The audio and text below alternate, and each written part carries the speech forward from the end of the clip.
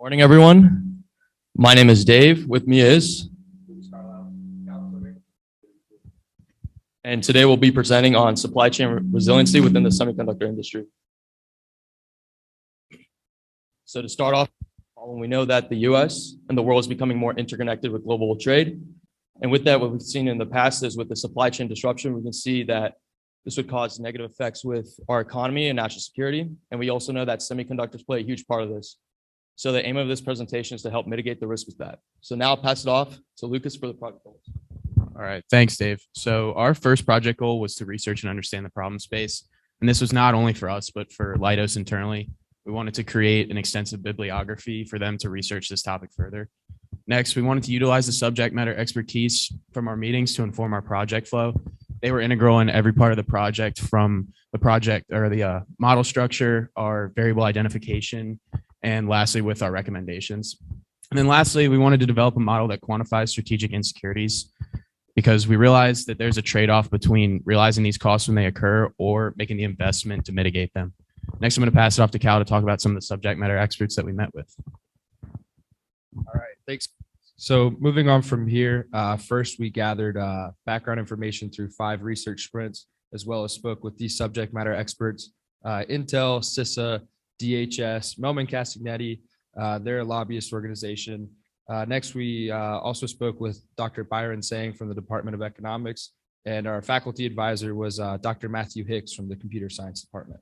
And with that, I'll pass it to James. Thanks, Cal. So the structure of the model was adapted from the Department of Homeland Security, called an economic value trade-off model. The structure is such that there are any number of variables, each with an associated X and K metric. The X represents the level of each variable, while the K represents the weight of each variable. And each variable's cost contribution is then calculated as the product between these two factors. The final output of this model is to sum the cost contributions to find the total strategic insecurity risk. So moving forward, our list of variables was identified primarily through Intel Corporation. We wanted to find a set of variables that were large enough to encapsulate the majority of the risk within the semiconductor supply chain, but were also independent so that their costs were not counted more than once. So after a few iterations with both Intel and Leidos themselves, we discovered these 5 variables, which were geographic concentration, criticality, replaceability, number of suppliers, and political risk. And now I'll pass it off to Dave here, who can go over this model a little bit more. Thanks, James. So taking a quick look at the model, we'll delve into the variables later in the future. But quickly looking, we can see every variable, their level and their weights. And from there, we can see their cost contributions all the way on the right. From there, if we take that into the base import cost of 60 cents, we can then see when everything's factored, a virtual cost of $2.11. When we take the difference between these two, we actually security risk. When we take this into the whole economy for the industry, in the event of a supply chain disruption, this would cause up to damages of $150. So we'll visit this again, but starting off back with James, we'll talk about the first variable. Thanks, Dave. So the first variable is geographic concentration and aims to capture the risk associated with a single point of failure, given the high levels of concentration within the semiconductor industry. So we know that currently there's about a 72% concentration of manufacturing in East Asia between the countries of Taiwan, South Korea, and China. And given these levels, it's estimated that a shutdown would cost $490 billion globally in electronic device manufacturing and semiconductors. So to account for the fact that these costs are global, we found the US's chip consumption share of 11.4% and used these factors to identify the per unit insecurity cost of 58 cents per chip due to geographic concentration. So with that, I'll pass it off to Luke, who can go over the next variable. Thanks, James. So our next variable that we identified was criticality. And after numerous conversations with one of our economics professors, we kind of wanted to take his economic lens towards this variable.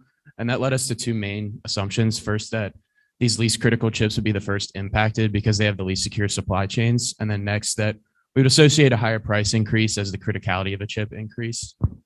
So this variable uses a ifs function in Excel to take a weighted average price increase multiplied by the import costs.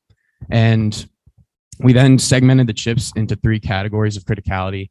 low, middle, and advanced grade, with the low grade being consumer goods and the automotive industry, middle being the industrial sector, and then communications, and then the advanced grade chips being government chips used by the DoD and computer chips. And what the ifs function does is essentially it'll take into account these low grade chips first. And then as the severity increases, take into account the middle grade chips. And then as the severity reaches its peak, it'll take into account these advanced grade chips. So now I'm going to pass it off to Cal to talk about the next two variables. All right. Thanks, Lucas. Next is replaceability, and this looks at accounting for counterfeits. So in 2011, the Semiconductor Industry Association determined that 15% of the replacement chips for the Pentagon were actually counterfeit.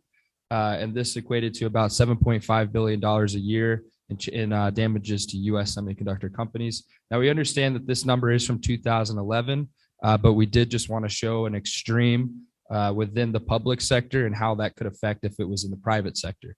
So for our model here, we took our X as 15% of total chips being counterfeits within the market. And what that gives us is a per unit insecurity cost of additional per unit insecurity costs of 10 cents per chip. And then moving on to the next slide. Now, we also looked at the number of suppliers.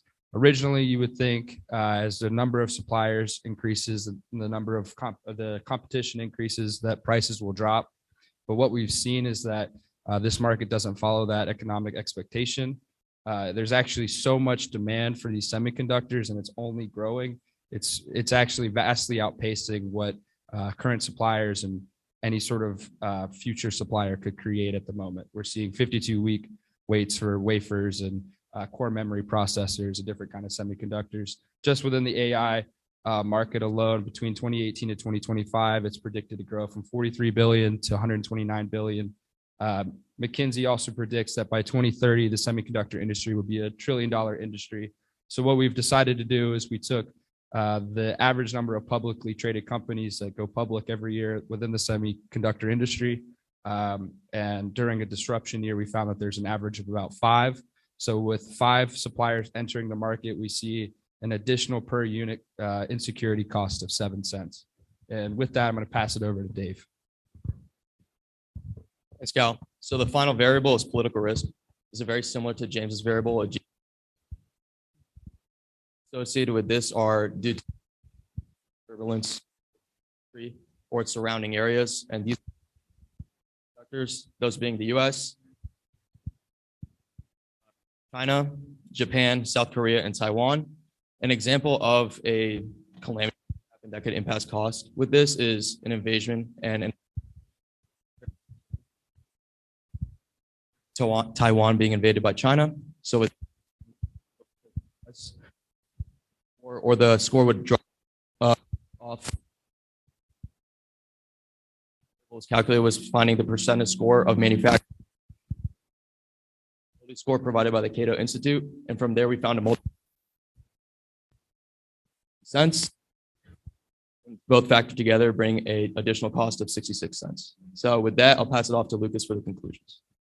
Thanks, Dave. So just to kind of wrap up each of these variables, in the event of a supply chain disruption, we currently see a 66-cent increase due to political risk, and this is due to most of manufacturing being in hostile or otherwise threatened countries.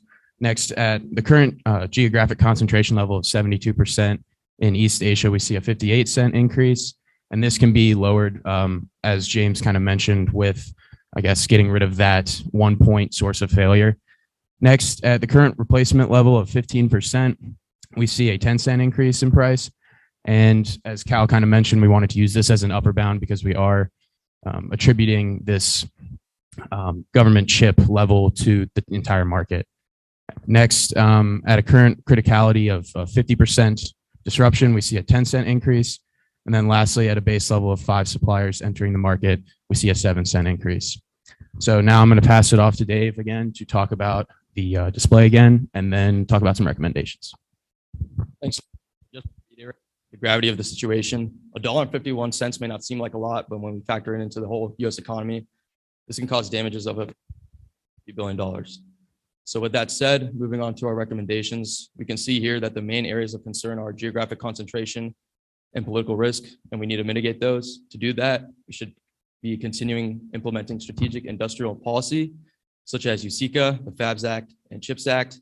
These are subsidies and tax incentives to US-based companies that produce or supply semiconductors. And we can see this happening with Intel Corporation. They're currently making new fabs in Germany, as well as Ohio, and plans for future states such as Arizona. So with that, this concludes our presentation. Are there any quick questions?